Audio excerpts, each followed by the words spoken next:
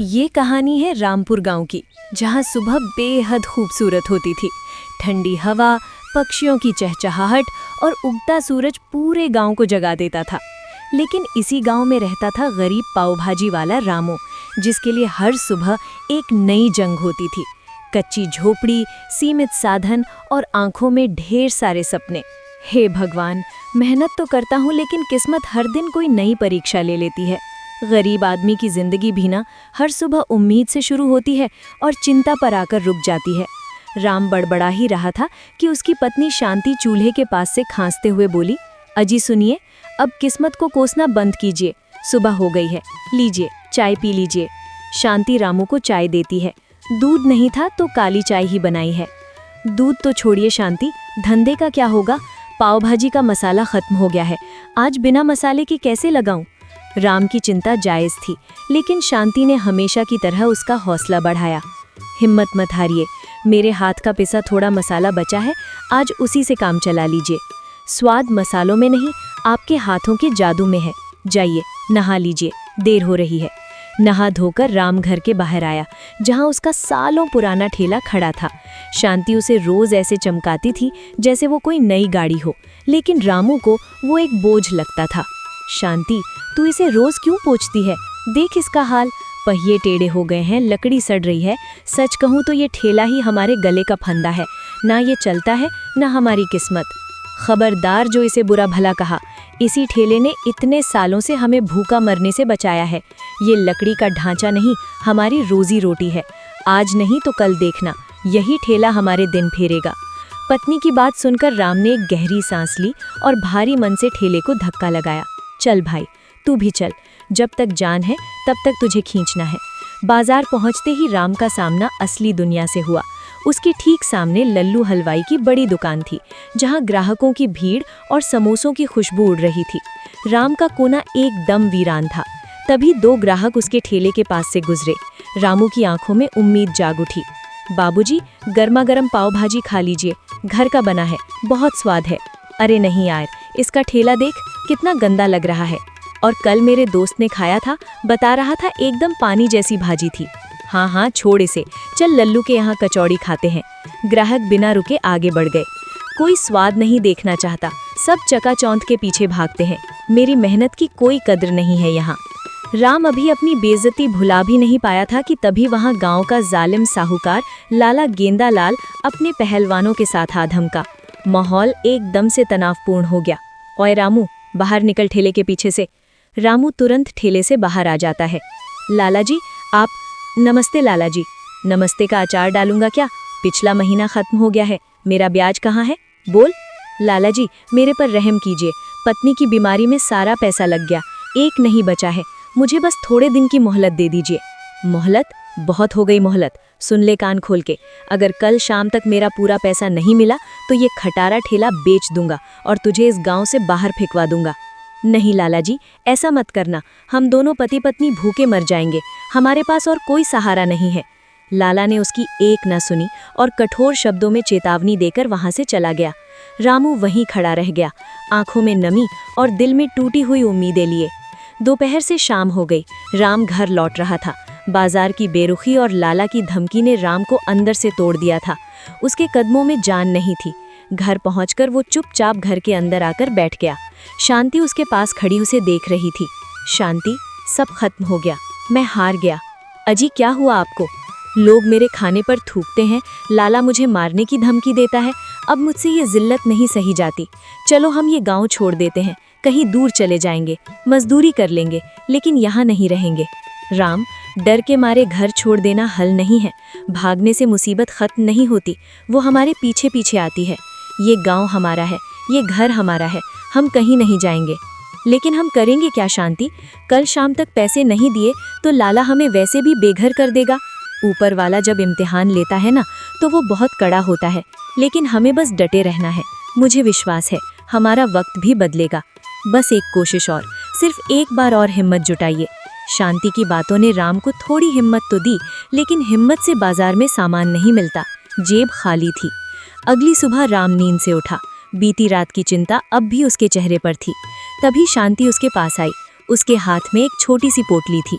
वो पोटली राम की ओर बढ़ाते हुए बोली, रामू, ये पोटली मैंने मुश्किल वक्त के लिए संभाल कर रखी थी। हालात बुरे हैं, इसे लो और एक बार फिर कोशिश करो। अरे शांति, ये पोटली तो तुम्हारी माँ के दिए हुए पायल की है। इसे नहीं, इसे मुझे मत दो। ये तुम्हारी आखिरी निशानी है। मैं इसे हाथ भी नहीं लगाऊंगा, मेरी कसम है आपको। गहने मुसीबत के लिए ही होते हैं। अगर आज हमारा सम्मान बच गया तो ऐसी 12 पायलें बनवा लेंगे, लेकिन अगर आज हार मान ली तो ये पायल भी किसी काम की नहीं रहेगी। शांति की बातों ने राम के मन में जमी आखिरी हिचक भी तोड़ दी। वो पोटली अपने हाथ में ले लिया। तू सच में लक्ष्मी है शांति, मैं वादा करता हूँ ये पायल मैं वापस लेकर आऊंगा, चाहे कुछ भी हो जाए। अभी आप जाइए, इसे गिरवी रख दीजिए और आज दिल खोलकर सबसे बढ़िया सब्जियां और मक्खन लाइए। रामू ने उस दिन सबसे महंगी सब्जियां खरीदी, खूब मेहनत से भाजी घोटी और ताज़े पाव सेके, लेकिन किस्मत को शायद कुछ और ही मंजूर था। आओ भाई आओ, गर्मा गर्म पाव भाजी आज एकदम खास बनी है, असली मक्खन वाली। एक बार खाओगे तो स्वाद नहीं भूलोगे। लोग उसके ठेले के पास से ऐसे गुजर रहे थे जैसे वो अदृश्य हो। दोपहर ढल गई, शाम हो गई, लेकिन पतीला ज्यों का त्यों भरा हुआ था। अरे बेटा, वहां मत जा, वो दुकान सूनी पड़ी है, जरूर खाना बासी होगा। चल लल्लू हलवाई की दुकान में खाते हैं। ये सुनकर रामू हताश होकर अपने स्टूल पर बैठ गया। रामू की उम्मीदें दम तोड़ रही थीं। हे भगवान, क्या मेरी परीक्षा कभी खत्म नहीं होगी? शांति की पायल भी गई और आज एक की भी बोहनी नहीं हुई। अब मैं घर कैसे जाऊंगा? क्या मुंह दिखाऊंगा उसे? अंधेरा गहराने लगा था। रामू भारी मन से अपना ठेला समेटने ही वाला था कि तभी फटे कपड़ों में लिपटा एक बेहद कमजोर बूढ़ा आदमी लाठी के सहारे कांपता हुआ उसके ठेले के पास आया और बोला, बेटा, 2 दिन से एक दाना भी नहीं गया पेट में, कुछ खाने को मिलेगा? उसकी हालत देखकर साफ था वो कई दिनों से भूखा और बेसहारा है। बाबा, मैं आपकी क्या मदद करूं? मेरी तो खुद की किस्मत फूटी है, सुबह से एक ग्राहक नहीं आया। अगर कुछ नहीं मिला बेटा तो मैं आज की रात नहीं निकाल पाऊंगा, रहम कर। बूढ़े की दर्द भरी आवाज ने रामू के दिल को झकझोर दिया। उसकी अपनी तंगी अब कम लगने लगी जब उसने देखा कि किसी की जान कितनी अनमोल होती है। भरे पतीले को निहारते हुए वो मन ही मन सोचने लगा, ये भाजी घर ले जाकर भी क्या होगी, सड़ ही जाएगी। मैं तो भूखा रह सकता हूँ, पर इस बूढ़े की हालत मुझसे देखी नहीं जा रही। बाबा, आप बैठिए, मैं अभी गर्मा गर्म खिलाता हूँ। रामू ने तुरंत एक बड़ा पाव बीच से काटा, उस पर ढेर सारा मक्खन लगाया और अच्छी तरह सेका। कुछ ही मिनटों में वो पाव गर्मा गर्म और स्वादिष्ट तैयार हो गया। उसने इसे एक प्लेट में सजाया और बूढ़े के पास ले गया। रामू ने प्लेट बूढ़े के हाथों में दी। भरपेट खाइए, पैसे की चिंता मत कीजिए। बेटा, तूने मेरी पुकार सुन ली, भगवान तेरा भला करे, भगवान तेरा भंडार भरे। रामू उसे खाते हुए देखता रहा। उसे अपनी हार का गम कुछ पल के लिए भूल गया। किसी भूखे को खिलाकर जो सुकून मिलता है वो उसे आज महसूस हो रहा था। बूढ़ा आदमी इतनी भूख में था कि देखते ही देखते प्लेट साफ हो गई। वो अभी भी भूखी नजरों से पतीले की तरफ देख रहा था। रामू समझ गया, बाबा, अभी पेट नहीं भरा ना, रुकिए। रामू ने बिना एक पल सोचे अपने हिस्से का बचा हुआ एक और बड़ा पाव और ढेर सारी भाजी प्लेट में डाल दी। उसने ये नहीं सोचा कि कल के लिए क्या बचेगा। ये लीजिए बाबा, ये पूरी भाजी आज आपकी है, आराम से खाइए। जुग जुग जियो बेटा। आज के जमाने में जब लोग पानी तक नहीं पूछते, तुमने मुझे अपना हिस्सा खिला दिया। तेरा दिल राजा का है, भले ही जेब फकीर की हो। बूढ़े ने खाना खाया और पानी पिया। उसकी तृप्त आंखों को देखकर रामू के मन को एक अजीब सी शांति मिली जो उसे आज तक पैसे कमाकर भी नहीं मिली थी। खाना खाने के बाद बूढ़ा लाठी के सहारे खड़ा हुआ। रामू को लगा कि वो आशीर्वाद देने के लिए कुछ निकाल रहा है। तभी उसने एक पुरानी मैली सी पुड़िया निकाल ली। बेटा, मेरे पास तुम्हें देने के लिए धन दौलत तो नहीं है, लेकिन ये मेरे पूर्वजों का एक खास मसाला है। मसाला? लेकिन बाबा, इसकी क्या जरूरत? बूढ़ा पुड़िया रामू को दे दिया। इसे ठुकराना मत। जब भी भाजी बनाओ बस एक चुटकी, सिर्फ एक चुटकी इसमें डाल देना। याद रखना, तुम्हारी नीयत साफ है, अब देखना तुम्हारी किस्मत भी साफ होगी। इतना कहकर बूढ़ा वहां से चला गया। रामू उस पुड़िया को हाथ में लिए खड़ा रहा। उसे लगा जैसे ये कोई सपना था। अजीब बाबा थे। खैर, रख लेता हूँ बुजुर्ग का आशीर्वाद समझकर। रात बेचैनी में कटी। अगली सुबह रामू भारी मन से ठेले पर पहुंचा। आज आखिरी दिन था, शाम तक लाला को पैसे देने थे। आज अगर कमाई नहीं हुआ तो ये मेरा आखिरी दिन होगा इस बाजार में। भाजी उबलने लगी। रामू आदत के मुताबिक साधारण मसाला डालने वाला था, तभी उसे बूढ़े की याद आई। उसने जेब से वो पुरानी पुड़िया निकाली।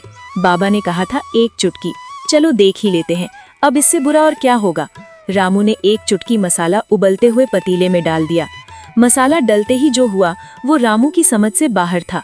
भाजी से एक अद्भुत सुगंध उठी। वो खुशबू सिर्फ ठेले तक नहीं रही, बल्कि हवा के साथ बहकर पूरे बाजार में फैल गई। सामने दुकान पर खड़ा लल्लू हलवाई जो नोट गिन रहा था, अचानक रुक गया। उसने हवा में जोर से सांस ली। अरे ये कैसी खुशबू है, इतनी लाजवाब महक। लगता है आज किसी राजा के घर दावत चल रही है। पूरे बाजार में हलचल मच गई।